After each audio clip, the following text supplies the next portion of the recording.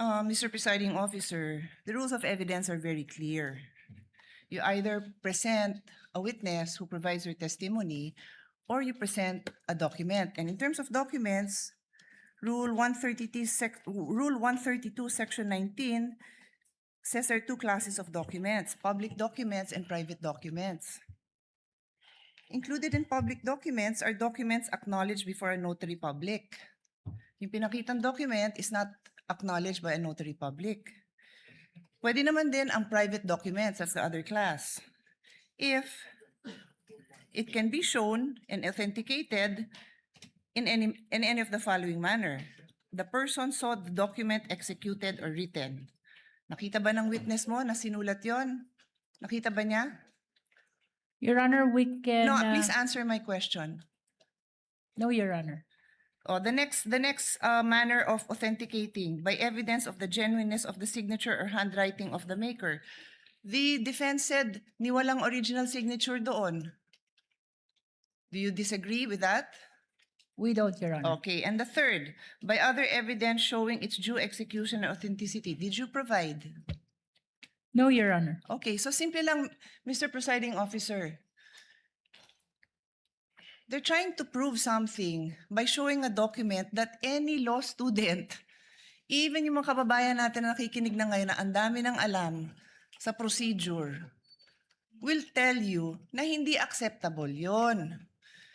And with all due respect, katulad din nung kahapon na humingi ako ng payo sa inyo, again, I will not name names, we had a discussion in caucus na you cannot unsee what you see. You cannot unhear what you hear. So pinalabas yun.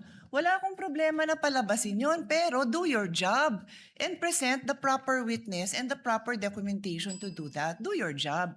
I'm addressing this, Mr.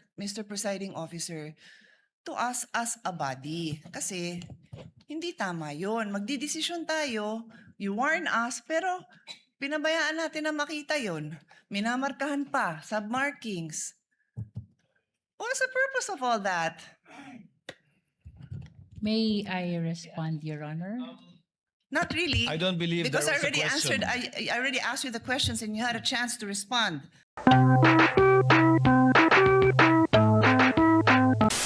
Mr. Witness, are you familiar with the case of Ronel Mas?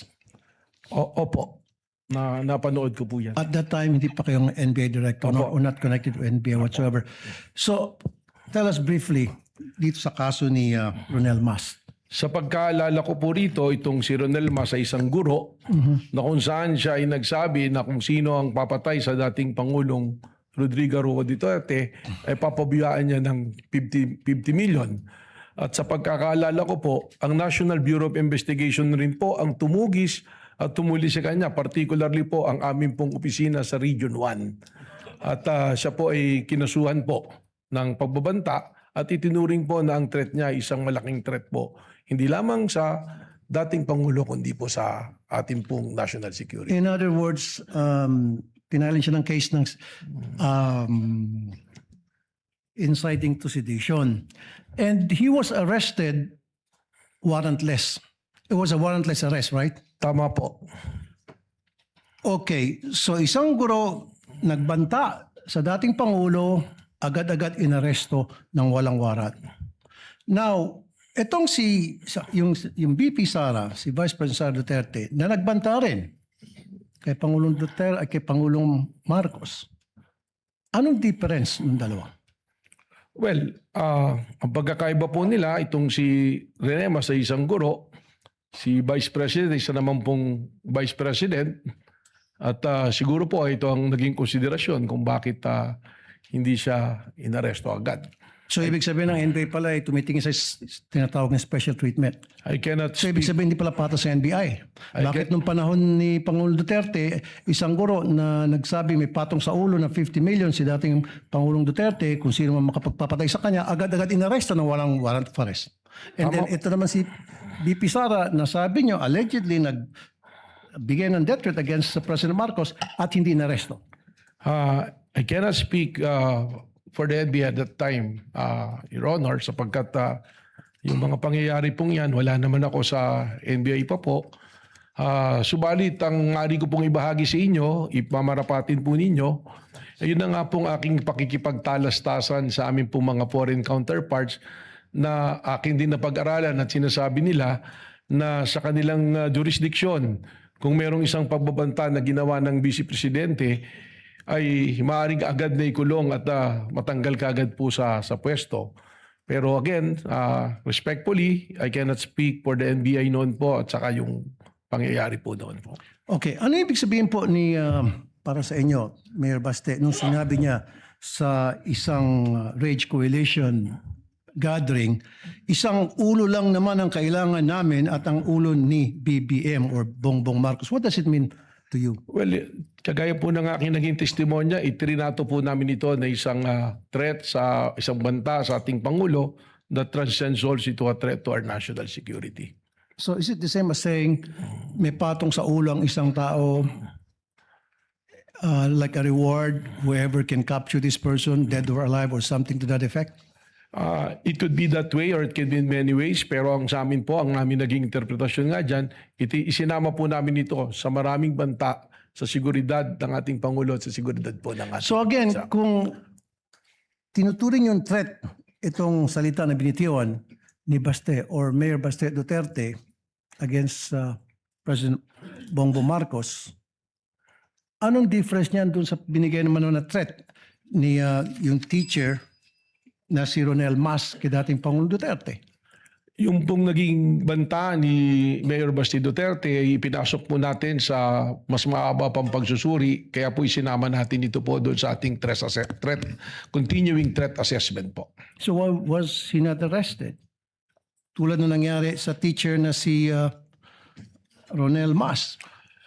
Ang warrantless arrest po kasi, kagaya na nangyari kay Ronel Mas dahil naging warrantless of arrest, siya po ay na-dismiss ang kaso. So yan din po yung iniingatan namin na kung kami ay gagawa ng warrantless arrest, ay maaari pong ma-dismiss ang kaso. Ngayon po, kasama po yan sa case build-up namin na maaaring magdulot po ng pagpapile po ng nararapat po na kaso. Thank you, Mr. Witness. May I just manifest that I have submitted, Presiding Officer, Mr. Senate President, written continuing objection to the ruling on the Presiding Officer dated 20 July 2026 on the subpoena. But according to the journal service, it will not be included in the journal. May I move that it be included in the records? In the records, whatever is more convenient for everyone. It will definitely be in the record and transcript, Your Honor. We will see what we can do about the journal. Can we get back to you? Yes. Because there's a technical difficulty, I We were believe. just under the impression na until today. That's why hinabol ko ng 531, then nilagay ko na lang possible supplemental. But whatever is more convenient for the Then clerk of court. the chair will entertain a motion to reconsider the approval of the journal earlier so that we can include this in the journal and then approve it. If you would like to make that motion, Your Honor. Well, may I move that we reconsider approval of journal just so that we can include what we agreed on yesterday, which is the written objection. There is a motion to reconsider the approval of the journal of yesterday, July 20, 2026, in order to include as part of the journal the written manifestation of Senator Judge Alan Cayetano, as we have done so with respect to Senator Judges Villanueva, Marcos, Go, Villar Camille, and Legarda. Absent any objections, the motion is approved. Journal is reconsidered. And the insertion of the manifestation of the Honorable Cayetano is so included, so ordered. Thank you, dear colleagues. Would you like to complete the process and move for the approval of the journal now? We move Senator the Judge approval with the amendment, not an insertion. The journal is approved as amended by inserting the manifestation of Senator Judge Alan Cayetano. Is there any objection? Hearing none, the same is approved sans the reading of the same. Good afternoon, Mr. Witness, Director, Attorney Matibag, schoolmate. Good afternoon, sir, Your Honor. Yeah, just on that point ni Senator Bam, I understand as a law enforcer, as an investigator, you have to take all threats seriously. I'll ask you the same questions I asked the two NBI officers, and I do understand they were not under your supervision during that time dahil dun pa sila kay Director Santiago, no? I won't ask all the questions, but you did review the whole video or just the portions relevant to the statement of the Vice President na no joke, yung November 23. Your Honor, napanood ko po yung video, but you're correct. I focus mainly on the issue that is being So undertaken. simple question, paano naging process kung anong parts ng video at ng statement niya ang paniniwalaan mo or ng task force? So it's not personal. I mean, if you were in the task force or as you said, you created the task force, now at duty nyo yung safety ng high government officials, anong process nyo kung anong parts ng video ang paniniwalaan nyo at hindi? Ng statements niya, what I meant. Well, ang ginawa po natin dyan, doon po mismo sa konteksto ng kanyang sinabi na humanap siya ng papatay at inutos niya na papatayin ang 3 individual at yun po ay pumayag yung papatay at sinabi pa niya no joke, doon pa lamang po ay na pong nakita yung pong ating hinahanap po na mga pwede niyang pananagutan po sa batas. Well, as an appointee of this government, as a lawyer, as an NBI director, I see your point and I get that. But what I meant is that before that statement, sabi kasi niya, kung papatayin ako, I mean, the record will bear out naman yung eksaktong sinabi niya. No? So this is my paraphrase. But ang pagkaintindi ko sa sinabi niya, kung papatayin ako, eto yung 3 papatayin mo. And ang impression ko, pinagbibintangan niya yung 3 na may plot against her. So yun ang tanong ko dun sa 2 previous NBI directors. If you're gonna believe that she contracted or talked to, may kausap, no? Siya, if you're gonna believe that may kausap siya at papapatay yung 3, will you not believe the previous nung sinabi niyang kung ako naman ang papatayin? Hindi po ganoon sapagkat ang tinignan na nga po natin ay yung kanyang mismong pagbabanta. At sa amin po sa ngayon yung aking pong task force na nag-iimbestiga ay malinaw po na ang tinitingnan ay kung ano na ang nangyari dahil doon sa pagbabanta. Okay. At sinasabi nga po namin dahil po doon sa pagbabanta, ito po ay umabot na doon na po sa level na ang national security nataya na po, na kompromiso na. Sapagkat marami na pong lumalabas, tuloy-tuloy na pagbabanta. So doon na po natin ito tinitingnan. In the same video, she mentioned massive corruption. But wala pa dyan kasi yung mayab kayo speech at flood control investigation. So same question, Director. Naintindihan ko, yun yung pinaniwalaan nyo. May kausap siya, no joke, no joke. Pero ang question ko, paano yung proseso nyo or anong naging thinking nyo na etong papapatay yung presidente, pinaniniwalaan ko, pero etong siya ang papatayin, hindi ko paniniwalaan, at etong graft and corruption, hindi ko rin paniniwalaan. What's the process there? Well, ang proseso po dyan ay tinignan naman natin doon po sa pagbabanta niya, kung sa grave threat po yung pag-uusapan natin, alam naman po natin na yung threat na yan is absolute dahil nandoon naman po yung elemento eh. Doon naman po sa sinasabi namin na tuloy-tuloy na pag-iimbestiga dahil ito nga po ay umabot na sa level lang na naapektuhan ng national security, we take into context yung mismong sinabi niya na meron siyang kinausap at yung kanyang kinausap ay pumayag. Yung po kanyang sinasabi na kung papatayin ako, that is supposed to be na statement niya sa aming pong pananaw just to cover yung kanyang pagsasabi na siya'y may kinausap para patayin ang ating Pangulo. Okay, I won't argue with you, yun yung proseso nyo. But in the meantime, there were 3 statements, massive corruption, kung papatayin siya, patayin. So, focusing dun sa patayin yung 3 kung papatayin siya, in the meantime, tumutuo yung yung massive corruption, lumabas afterwards, di ba? So, just one other point, at the beginning of the prosecution's questions to you, and I think the defense had a question about what can you investigate. Can you repeat your answer? As the NBI director and the NBI can investigate, did you say all crimes o yung mga Lahat po ng mga pumapasok sa amin na mga krimen ay amin pong pwedeng imbestigahan, mutu proprio. Ganon din po yung mga krimen na meron pong nagreklamo na araw-araw na may pumupunta sa aming tanggapan para magreklamo. Ito po yung aming iniimbestigahan. At meron din pong mga iniimbestigahan kami na inutos po ng Department of Justice, and by the very nature under the Constitution po ng Office of the Ombudsman, they can delegate the National Bureau of Investigation to So as a general rule, you can investigate any crime motu proprio. more than the investigation of the crime is also the protection of our nationals. Saka po siyempre siguraduhin na promote ang ating demokrasya hindi nakukompromiso. Yes, but sa investigation lang. So you can investigate any crime. Tama po. Yeah. Isn't that against the Republic Act 10867? The statute that gives statute you of- power. The act reorganizing and modernizing the National Bureau of Investigation. Sabi dito sa inyong Section 4, the NBI shall have the following powers and functions. Undertake and investigate the detection of crimes and offenses enumerated under Section 5.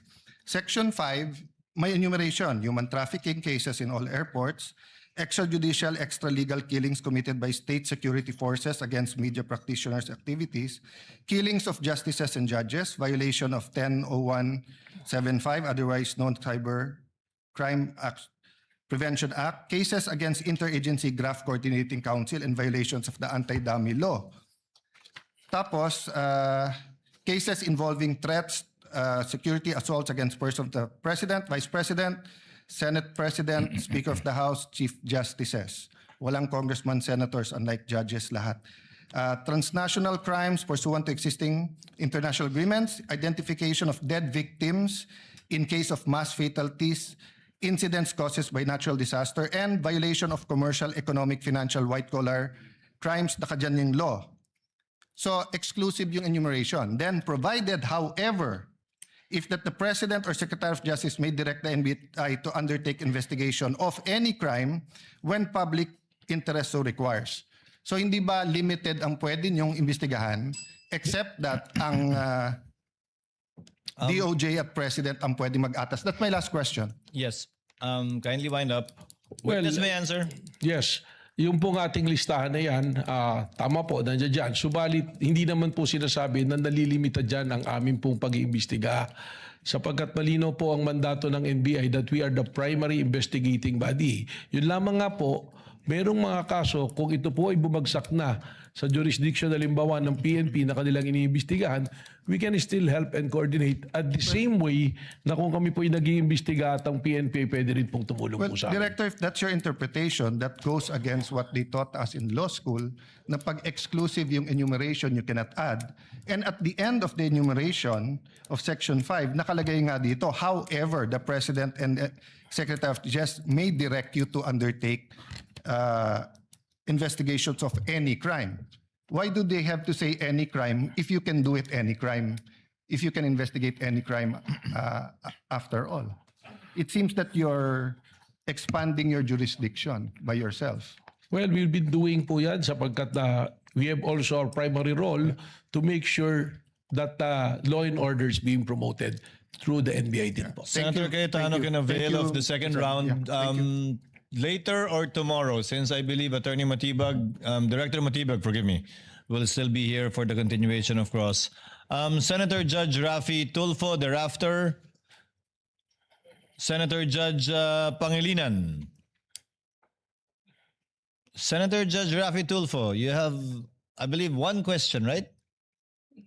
Actually, 2 questions, Your Honor. You may proceed, sir. You have 2 minutes, actually. Naku, na-stress na ako kanina. 5 minuto ako. Minamadali. But anyway, going back to Ronald Mas, what was the justification of the NBI back then when Mr. Ronald Mas was arrested without warrant? Well, they consider po that the threat is live and alam nyo nga po, yung sinasabi na lahat po ng threat ay hindi po, ito po yung sinuseryoso. So may nag-order sa na-arrestuin si Ronald I Mas? don't have that recollection. Hindi ko po alam. But the arrest was made by the regional office po of Region 1 po. So would you admit now na illegal yung ginawa ng NBI noon na pag-aresto kay Ronald Mas na walang warrant? Well, si Ronel Mas po was released precisely the reason why meron pong lapses po dun May po sa lapses. procedure. Okay. Would you also consider na the fact na merong ginawang pagbabanta si Baste Duterte na similar dito kay Ronel Mas na dapat umaksyon din yung NBI tulad ng pag-aksyon nila sa isang guro? Katunayan yan nga po yung aking binabanggit na tuloy-tuloy po yung investigation sapagkat alam niyo po yung warrantless arrest, lesson nga po dyan kay Romel Marcian na dapat po kasi immediate po yung pong pag-aresto. Pag yan po ay lumipas na, hindi na po tayo pwedeng mag-aresto under the law sapagkat papasok po ito sa illegal arrest po. Last na lamang. So, make a comparison ngayon. Bakit yung isang guro na nagbanta kay dati Pangulong Duterte agad inaresto at bakit itong isang Vice President na nagbanta kay Pangulong Bongbong Marcos hindi inaresto ng NBI? I can only second guess po na maaaring may pagkakaiba po ng proseso or tinitingnan po ang administrasyon ng panahon na yon at ng panahon po ngayon. Maraming salamat po.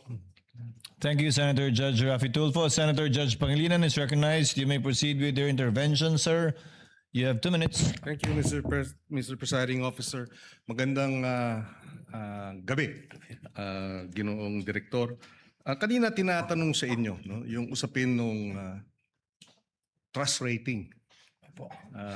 Na mas mataas yung trust rating ng Vice President kaysa sa Presidente. Bilang abogado, tinanong sa iyo ito kanina, may kinalaman ba ang approval sa trust? Kung mas mataas ang trust rating, ibig sabihin wala nang betrayal of the public trust.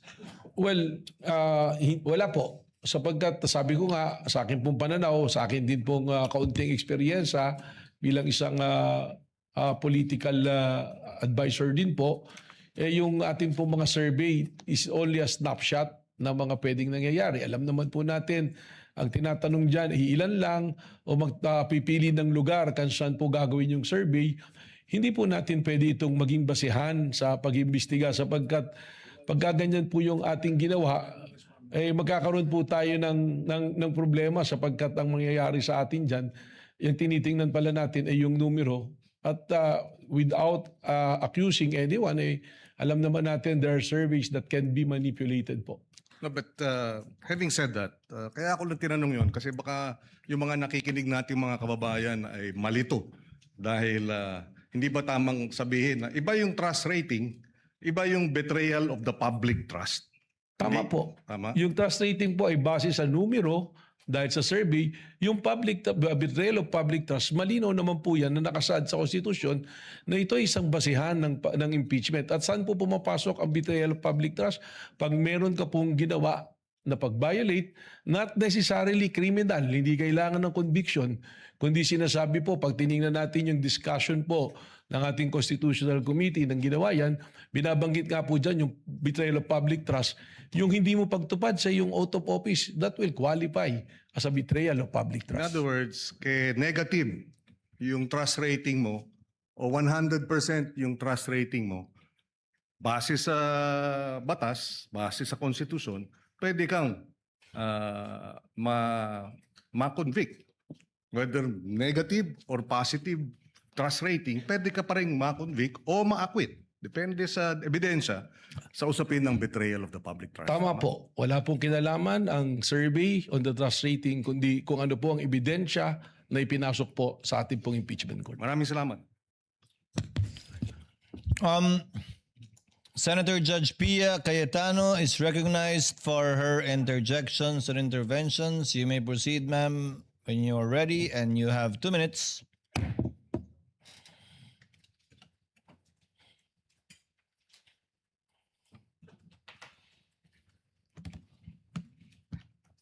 For the prosecution,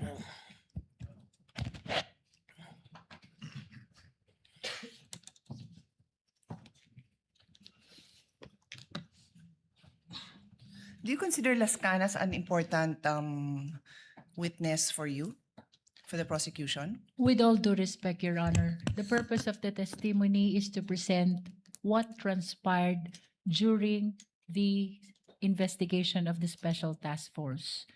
As to whether or not what probative value it holds, it is not part actually of the decision of the prosecution, as what we are intending to do here is to present only what happened during the investigation of the NBI, Your Honor.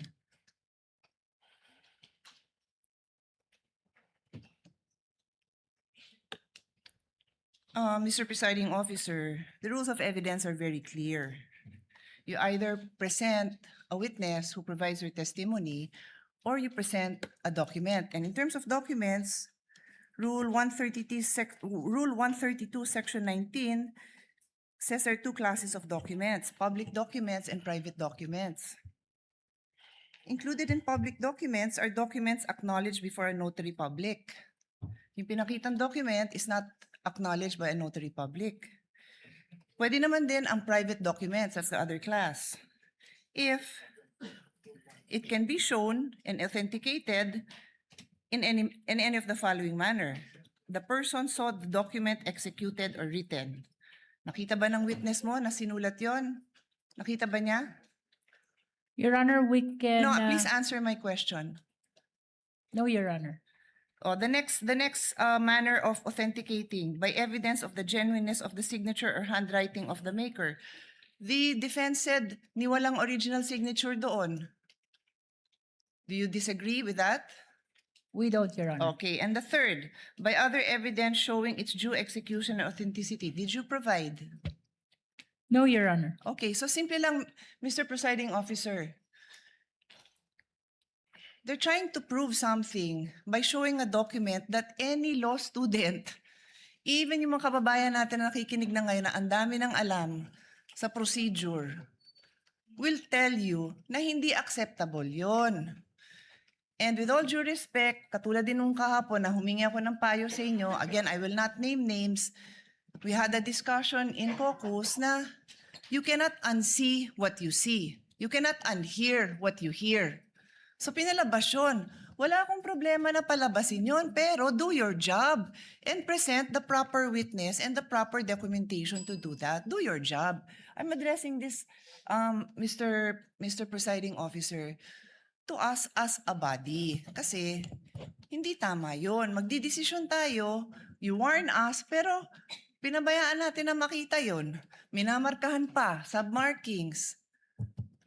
What's the purpose of all that? May I respond, Your Honor? Not really. I don't believe because there I was a already answered. question. I already asked you the questions, and you had a chance to respond. Yes. There was give no the floor. question posed, sir. I was There's none. Yes. telling the lead prosecutor. I move to my next point, Mr. Presiding Officer. Our jurisprudence is very clear, no? A witness must be competent and credible. Di ko na babasahin lahat yung jurisprudence natin dyan dahil kompleto na yung record natin dyan. But there is also also included in our rules, Rule 132 on the rules of evidence, and I'll read it. A witness may be impeached by the party against whom he or she was called by contradictory evidence, by evidence that his or her general reputation for truth, honesty, or integrity is bad, or by evidence that he or she has made at other times statements inconsistent with his or her present testimony. So this is the rules, no? Siguro we can, well, I'm reading the rules, so we can take notice of this, that this is what our rules say, and I don't think anyone will contradict that. Again, there are lots of cases supporting this. So,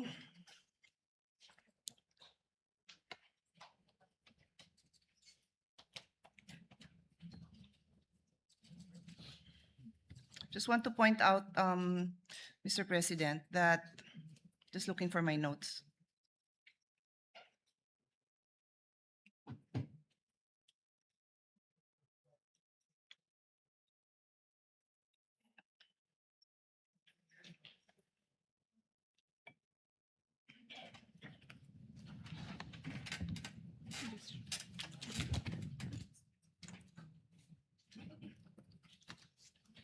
Sorry, with the indulgences of the body, I'm just looking for my notes because I want to be accurate in my the next statement that I'm going to read into the record.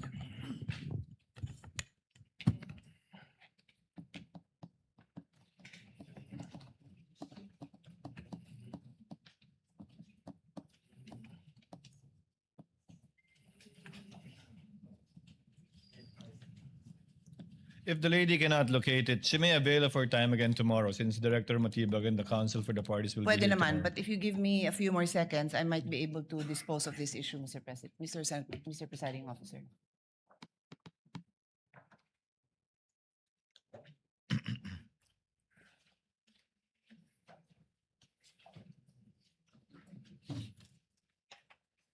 Okay, I won't delay I can paraphrase it, but I think it would be best if I look at the records, so I will just avail. 'Cause The anyway, presiding officer will give the witness will be lady here. first crack at interventions by a senator judge tomorrow after the cross-examination of the counsel for respondent tomorrow.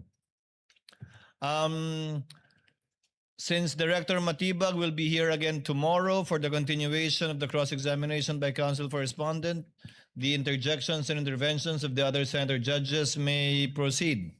Again, after the cross-examination, redirect and recross if any. So the senator judges have time until tomorrow. Unless there are other matters that the counsel for the parties would want to discuss, One last. the court will wind down with some administrative matters.